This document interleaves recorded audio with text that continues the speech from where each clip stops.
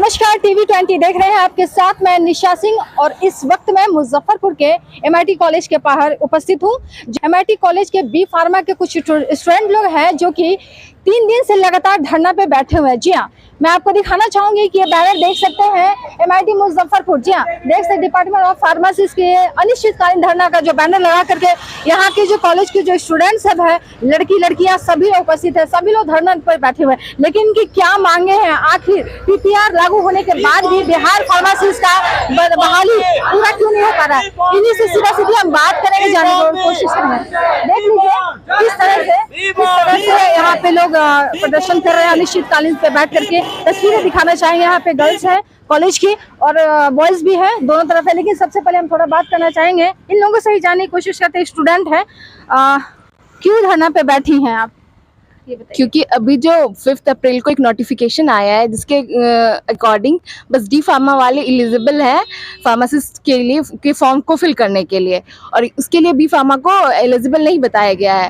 पर सेंट्रल में ये पीपीआर 15 लागू है, जिसके कारण कि हम लोग बी फार्मा और डी फार्मा दोनों एलिजिबल होते हैं फॉर्म फिल करने के लिए, अगर कुछ भी ऐसा फॉर्म आए तो। पर हमें ये मौका नहीं मिल पा रहा है।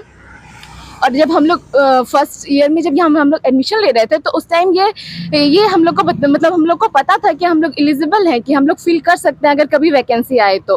पर जब अब हम लोग पास आउट होने वाले हैं तो अब ऐसा न्यूज़ आ रहा है कि हम लोग फिल नहीं कर सकते, बस डी फार्मा वाले फिल कर सकते हैं। ऐसा किसने कहा? ऐसा कहाँ से न्यूज़ आया? ये हमारा नोटिफिकेशन आया था साइट पे कि बस डी फार्मा वाले ही एलिजिबल हैं फार्मासिस्ट के वैकेंसी को फिल करने के लिए। डी फार्मा, बी फार्मा को नहीं? बी फार्मा वाले एलिजिबल नहीं है, जबकि उन लोग से ज़्यादा हम लोगों का एजुकेशन है, हम लोग हायर एजुकेशन पे हैं उनके कंपेयर में। तो ये एक तरह से हम लोग को डिमोरलाइज कर रहे हैं कि तुम लोग हायर एजुकेशन मत लो, तुम लोग लोअर एजुकेशन ले लो तो तुम्हें वैकेंसी मिलेगी और तुम्हारा फ्यूचर बनेगा, और जो हायर एजुकेशन वाले हैं उनके लिए कुछ भी नहीं है। तो ये तो हम लोग को और डिमोरलाइज कर रहे हैं ना। ये तो एजुकेशन सिस्टम पे भी फिर ये बात आ गई कि लोग फिर लोग ज़्यादा नहीं पढ़ेंगे, ज़्यादा एजुकेट नहीं रहेंगे, तो कैसे डेवलपमेंट होगा हमारे कंट्री का। तो इस तरह धरना पे बैठने से क्या पूरा हो जाएगा? नहीं, ये हमारी बस हम लोग अपना आवाज़ लेके पहुंचाना चाह रहे हैं गवर्नमेंट तक। क्या मांग है?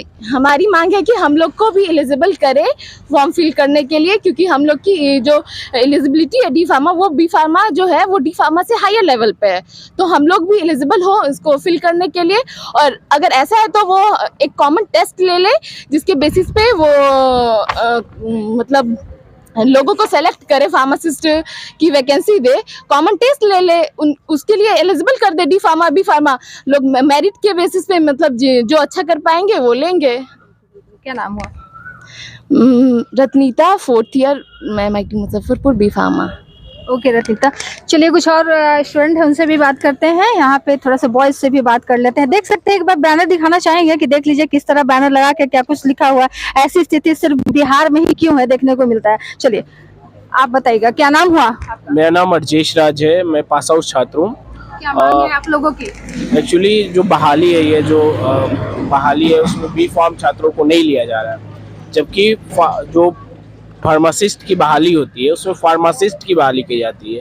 और फार्मासिस्ट का अगर हम डिफिनीशन देखें तो फार्मेसी एक्ट से आता है, और फार्मेसी एक्ट में ये कहा गया है कि जो डिप्लोमा या बी फार्म फार्मास्यूटिकल साइंसेज में करता है वही फार्मासिस्ट है। और उसके अलावा बिहार में पीपीआर लगा दी गई है मार्च से। तो मार्च में जब पीपीआर लगा दी गई है तो पीपीआर के अपेंडिक्स 3 में ये साफ साफ लिखा गया है कि फार्मासिस्ट पद पे जो एजुकेशन क्वालिफिकेशन होना चाहिए वो 12th के बाद बी फार्म डी फार्म दोनों होना चाहिए। लेकिन बिहार में सिर्फ डी फार्म को लिया जा रहा है। इसलिए जितने भी छात्र हैं या जितने भी पास आउट लोग हैं वो लोग इस धरना में बैठे हैं ताकि बी फार्म वालों को भी बहाली में मौका दिया जाए। चूँकि बिहार में बहाली बहुत समय बाद आती है, ये बहाली नियमित बहाली 16 साल बाद आई है। लास्ट बहाली 2006 में आई थी नियमित। इससे पूर्ववत कॉन्ट्रेक्चुअल्स बहाली आई थी 15 और 18 में, उसमें बी फार्म वालों को लिया गया था। लेकिन जब अब रेगुलर बहाली आई है तो उस बी फार्म को नहीं लिया जा रहा है, तो ये कहाँ से न्याय संगत है, आप ही बताइए। क्या मांग है आप? हमारी मांग ये है कि जो रिक्रूटमेंट रूल है उसको फार्मेसी प्रैक्टिस रेगुलेशन के आधार पर बनाया जाए और बी फार्म और डी फार्म दोनों को इक्वली मौका दिया जाए ताकि दोनों बहाल हो सके और हम सबों की मतलब भविष्य के ध्यान में रखते हुए। क्या नाम है? मेरा नाम अर्जेश राज है। कितने दिनों से बैठे हुए हैं? मैम 3 दिनों से हम लोग अनिश्चितकालीन धरना पे बैठे हुए हैं। और मांग पूरी नहीं होगी तो?